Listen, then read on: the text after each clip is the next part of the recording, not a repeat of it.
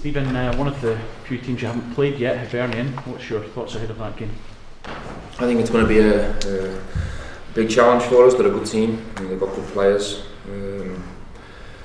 We all know that this is the manager's big fixture, Neil Lennon. I'm sure he'll want one over Rangers. So I think it's got all the makings of an exciting game. You know, they're on the back of a big victory against Celtic, so I'm sure the confidence is high and the tails are up.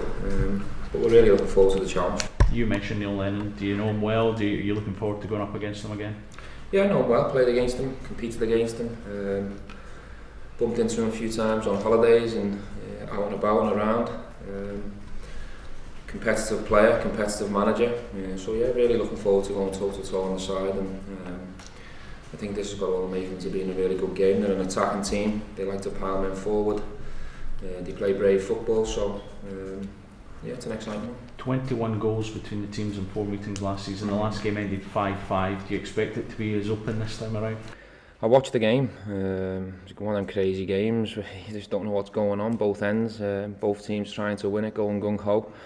I wouldn't mind scoring 5 again, but I don't really want my team to concede 5. So no, I don't predict it to be as similar as that, but I do predict an attacking game, an exciting game, because there's a lot of good footballers on the pitch, and I think the atmosphere, it'll be intense down there, so yeah, it'll be a good one. Now that you're back top of the league, is it as much about a mentality issue now that you're there again to try and stay there longer? Yeah, it's always about mentality, whatever position you're at in the league. I think consistency is the key word we're looking for. You know, can we find consistency in our game and try and finish the first half of the season off strong. You know, there's 4 fixtures to go and we want to try and take as many points as we can, but it's important that we really focus on Hibernian. They're a good team, they deserve respect, and as I say, we're going to be playing against a very confident Hibernian team, so it's very important we defend well tomorrow. There was a real frustration from you after the Dundee game. You feel you've got the reaction that you've been looking for from the players? In terms of the results, last time we were top of the league, it wasn't the reaction I wanted. You know, we lost to Aberdeen at home, and then a really disappointing result for us at Dundee. So we've managed to recover from that and regain top spot by beating Hamilton. We won 1-0 and got a clean sheet, but we should have won the game a lot more comfortable than we did. Tomorrow will be a different type of game. I think it'll be a lot more open and a lot more attacking. You know, the last 2 league fixtures we've found playing against a low block, a lot of men behind the ball and people trying to spoil the way we play. I think Hibs will come out a lot more and be a lot more attacking against us, so it's a different kind of challenge tomorrow. You said on Sunday that you felt the team had a lot to learn in terms of how to take teams apart and blow them away as such. I mean, do you think that's capable of being learnt in the time you got for the end of the season? Well, we always debrief games and try and learn from every single scenario. I think a lot of teams that have come and tried to do that against us, like Hamilton, we have blew them away and we've scored quite heavy, and we've been a lot more clinical, and we've had that killer touch in front of goal. That wasn't there at the weekend. So the big learning thing is, at 1-0, Hamilton still think they've got a chance of getting back in the game, and you could see them growing towards the final stages, and we give them a few stupid free kicks to pile the ball into our box. So you're actually on the side with 4 or 5 minutes to go thinking, how have we managed to make this a tense, nervy finish when the game should have been done and dusted after 20 minutes. So that's the learning one from Hamilton. Do you think this run of fixtures before Christmas, this will be a true test of what your team is capable of this season, perhaps? People have been saying that since November. We always knew that December was a tough schedule. At the time we were still in Europe, a lot of big games. So yeah, I mean, we've performed well. We probably haven't got the results we've wanted. But the next 4 games is a chance to try and finish the first half of the season strong and try and set the second half up well. And we want to be either on top or as closest to the top as we can. I mean, looking back to that 5 each game, were you watching that day, and was that something that was giving you food for thought about how you wanted to take the team in when you took over in the summer? I think you could see it really clear just in that one game where Rangers were at the time. Very, very high scorers, capable of scoring against a lot of team, a lot of attacking flair on the pitch. But had that tendency to concede a lot of goals as well. It happened in a couple of the last Old Firms. It happened against Hibs. So it was quite clear looking in on that day that the team needed help, certainly from a defensive point of view. that's what we've tried to do. Stephen, Conor Goldson and Gareth McCauley have started 4 of the last 5 games at centre half. Do you see that as a more settled centre back partnership now for you? Look, we've got four good centre backs. You know, Nico came in and was excellent from the beginning, and as we expected, a young boy learning his way, he was going to have that little dip in form. I always knew as a manager I was going to have to pull him out at a certain point and protect him, and he'll come back stronger and improve, and he'll come back and help us again. Joe's come in on loan and being really well. He's put in some really good performances in big games, but he's still young as well. You forget Joe's still 20, 21 as well, so there's no better centre back for them two to learn off than Gareth McCauley, and Gareth's took to it like a duck to water, like we expected. He's 38 years of age, but he hasn't got that type of body. He looks after himself really well. He's in excellent shape, and he's come in and grabbed his chance and took it. So we've been very pleased with Gareth, but we've got 4 really good options in that defensive thing, and that's something I don't think Rangers have had for quite a while. On the Gareth thing, I know you mentioned in your book when Gary McAllister comes to join Liverpool and the influence that he had on you as an older player coming in. Is that a very similar role to the role you see Gareth having at the moment with Nikola Katic and Joe? Gareth does that naturally. You know, he's a leader, he's got a voice, he's an organiser. I have to manage Gareth different. You know, Gareth's similar age to myself. He's played just as many games as I did, so you know, Gareth's not one that we're sitting down with every 5-10 minutes and trying to tell him how to play as a centre back. You know, naturally he manages himself. You know, he's been really good in terms of experience. I think we are a young team. If you take Gareth out the equation, we are young and inexperienced. So to have his voice and his leadership around the place has been really valuable to us. Just looking at the Hibs game, just off the pitch, is it maybe a bit of a shame that some Rangers fans won't get to see the game with the ticket allocation the way that it's been done by Hibs?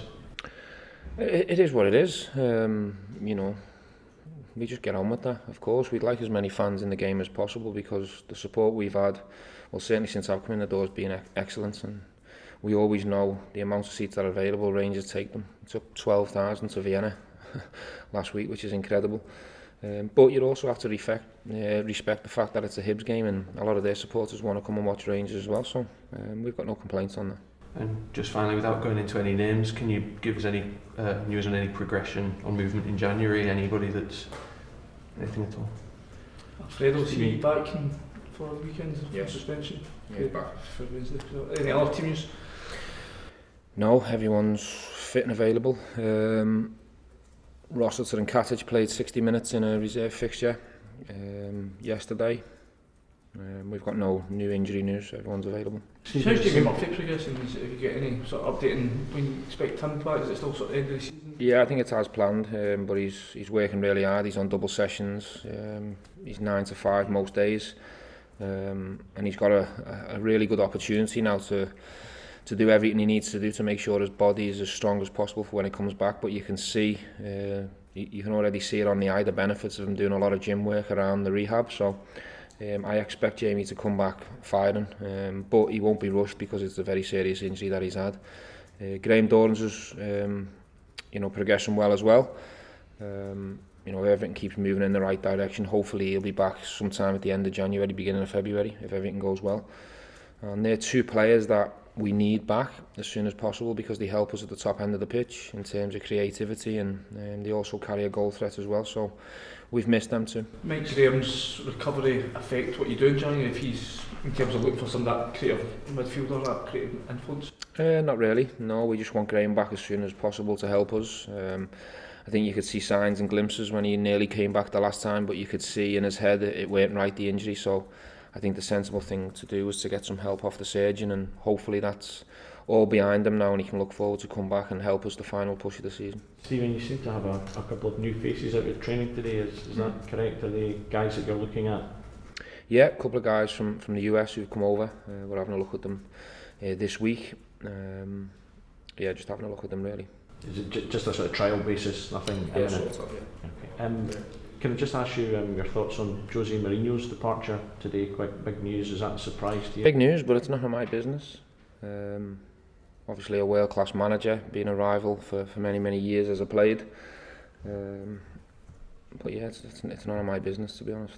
You were talking about how wily he was before the game last week. How what he was? How wily and how he can get a result in big games.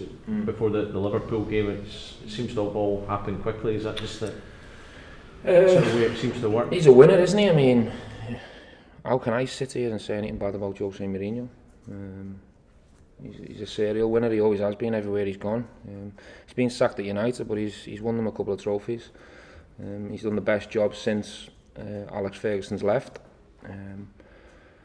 Seems like they've sort of struggled before that, but Jose came in and put a couple of trophies in the cabinet, so I don't think you can criticise him too much. But it'll be interesting to see which direction they go in now with the new manager. But none of the Man United fans will care what I say about it, so it's none of my business. Brian, how much is there a determination amongst the players to hold on to top spot in the league after losing it again so quickly last time round? Yeah, I think obviously going top of the leagues, it's great. It's great for morale in the team and shows that we are moving in the right direction. But as the manager said, it's really too early to be talking about staying top of the league and doing this and doing that. It's just about staying focused and taking each game as it comes. You've got 3 games before you face Celtic, but what would it mean to go into that fixture top of the league? Yeah, it would be great, there's no doubt, there's no denying that, but it's going to be 3 huge games before we go into that fixture, and I think it's important that we put in as well a performances as we can and make sure the confidence is high going into that one. What are you expecting at Easter Road tomorrow night? Yeah, I'm expecting a tough game, of course. Hibs are probably not where they would want to be in the league table, but you've seen from the weekend they're on the back of a good win against Celtic, and I'm sure the confidence will be high. So we're expecting a tough match, but we're well prepared and ready to get a good result. Frost starting the last couple of games, looks like you've had to play a wee bit further forward. Is that something you've enjoyed? Yeah, of course. Enjoy wherever I play, to be honest. But wherever you're asked to play, you just want to do the best of job you can, and whether it's playing deeper or playing further forward, you just get on with it, and I've enjoyed it. In terms of the league position, how important is it you don't get carried away? I mean, it is still so very early in the season. Yeah, that's what I said. You don't get carried away. We went top after we played Hearts and got a good result, and then we had a wee dip in form. So as I say, it's probably too early to be discussing that, but it's obviously good for morale, and as long as we stay there, we'll be happy. Do you feel like the team is making progress over the season when you look at what it's been the last couple of years? Yeah, definitely. It's the squad we've got together now. It's full of characters, strong mentalities, and good ability. That's the main thing. And at the minute, I'm enjoying playing in it, and the rest of the boys are the same. The lads are the same. We're really enjoying our football, so we just want to keep that going. Do you feel like you are playing, or you're getting close to playing some of your best football at the moment? Yeah, I think off the back of last season, it was frustrating for myself. Obviously, I had a bad knee injury, and then coming pre-season, it's just about trying to get as fit as I could and getting the manager's thoughts and make sure that I had a future at the club, and I've done that, and now I've started to get a good run of games. I feel like I'm starting to get the best out of myself.